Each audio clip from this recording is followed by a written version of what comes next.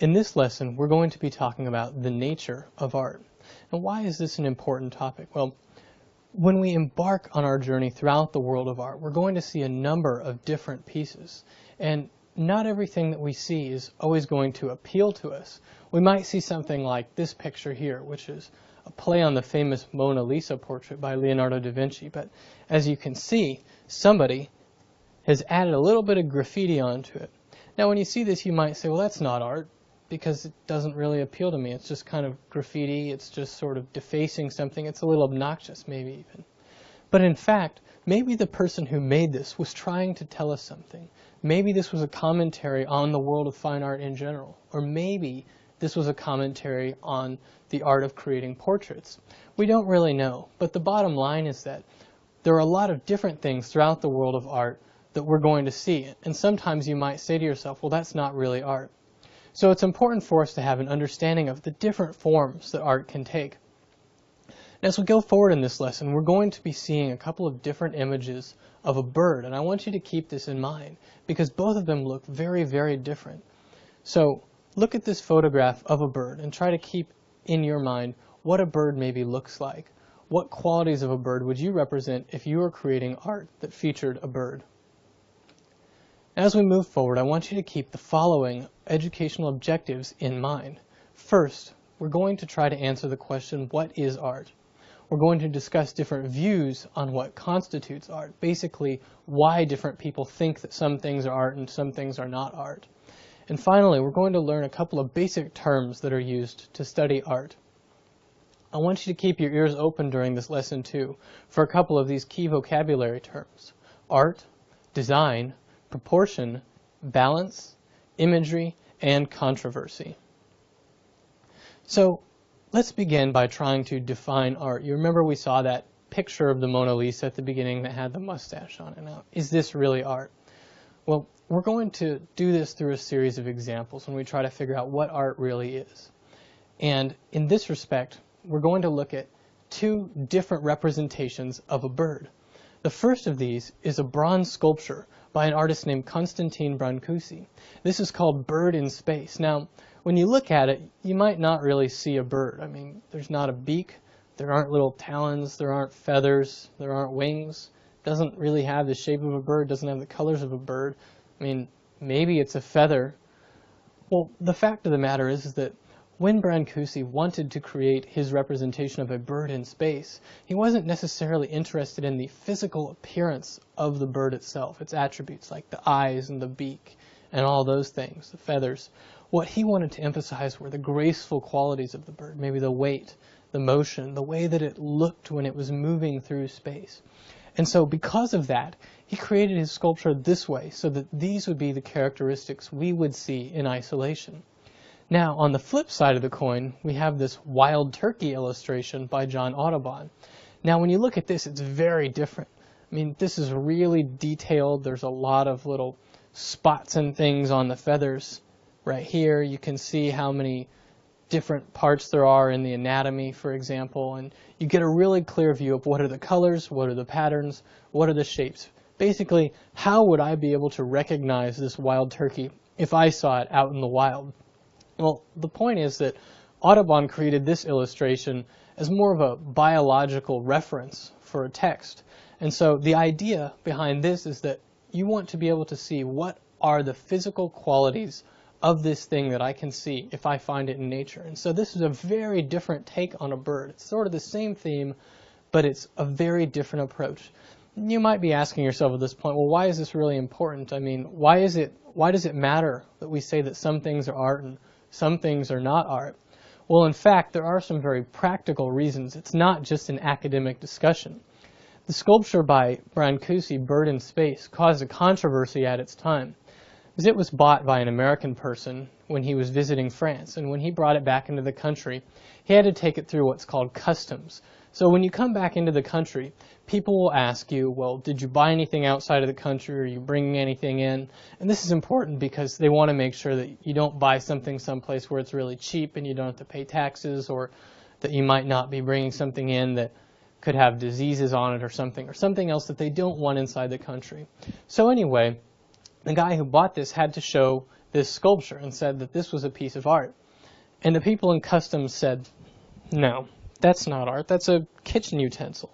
And the reason why this is important is because when you bring things into the country, you have to pay what are called duties, which is kind of a tax based on a percentage of the value of the object. So if he paid, let's say, $1,000 for this sculpture, maybe kitchen utensils were taxed at 25%, whereas art was only taxed at 5%. Well, that means he would have had to pay almost 5 times as much to bring this back into the country just because the people didn't agree with him that it was a piece of art. Now that we've kind of seen some examples of what different forms art can take, we're going to look at a few basic terms for describing art, and hopefully when we look at different pieces of art, whatever form they may take, we can still describe them in these terms. The first among these is imagery.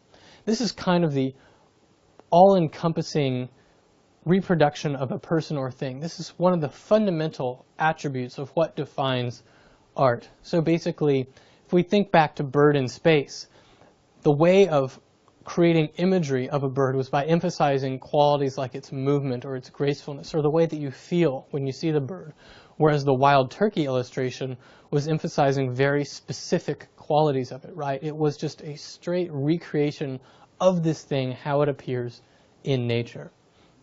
Now, there are some other terms that are really important for us to keep in mind. Among these is proportion.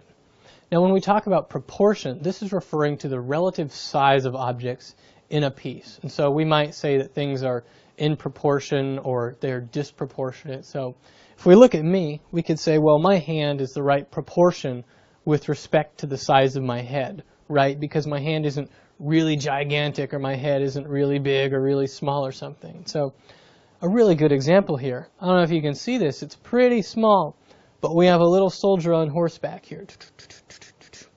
Now, if we look at this guy in isolation, we can say, well, the proportions are pretty good, right? I mean, he's got this spear, it's about the right size. He's about the right size compared to this horse. So he's in proportion. But let's think about this. Let's say I'm a piece of this artwork too, and I'm holding this little guy. All of a sudden, you got one of two possibilities. Either he is really, really small, or I'm really, really big. And so maybe, if an artist created a piece of artwork like this, they're trying to say something about either the soldier or about me. And it's up to us to look at the other clues that are in the image to figure out what the artist is trying to get across. Another important term for us to keep in mind is what's called design. Now, design refers to the composition or layout of the visual elements in a piece. And so if we were going to describe the composition of this example piece here, we'd say that it's composed mostly of squares. And we can see that the artist has divided it up into very discrete chunks of space. So if we look here, this line goes all the way across, and this line goes all the way down. And because of that, we can see that he's created very specific spaces. We have another division here, and another division here. Maybe there's a division here, and we see there's a big shape down in this space.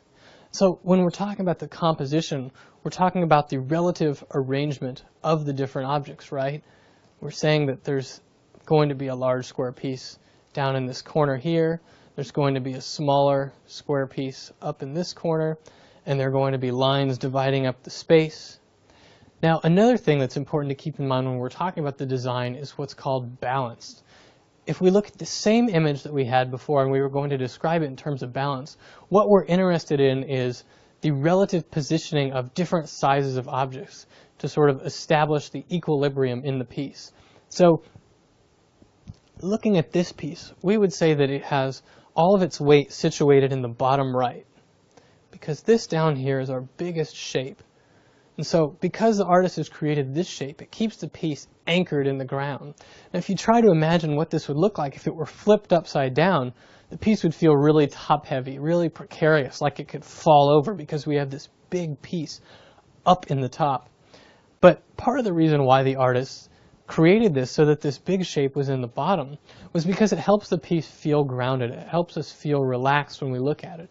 If we see a piece that feels really top-heavy, really precarious, it might make us feel anxious or kind of nervous or uncomfortable. And so because of that, the use of colors and some other things, we can see that the artist wanted to create something that would have sort of a calming effect on us. This isn't designed to create a whole lot of energy or to make us really excited, per se. So be thinking about these different terms when you see something. And let's look at this piece. Well, would you say that this is art? If you don't think it's art, well, what is it? And if it is art, well, what do you think it's trying to represent? I mean, maybe where is this? What did the artist want to try to communicate with this? If you see things like this out on the street, you need to be asking yourselves these types of questions. Maybe you should make some notes about this piece in particular and talk with your classmates or friends with it after the lesson and see if you can reach some agreements as to what this might be when you're looking at it. So just to review what we've discussed in this lesson, we tried to answer the question, what is art, by looking at a few different examples. And we discussed different views on what constitutes art and why it's important for us to understand why some things might be classified as art and why other things might not be classified as art. And finally, we learned some basic terms that are used to study art. So from now on, when you go out into the world or when you see other pieces of art throughout these lessons, you might see something that you've never seen before. It doesn't really look like anything you've seen, but because you have this terminology and you have an understanding of really what different forms art can take, you can start to appreciate the qualities that are there. So be thinking about that when you see something that maybe at first you don't like it. Try to figure out, well, what is it about this that the artist thought was important to tell me? And why was it important to communicate this vision with the world?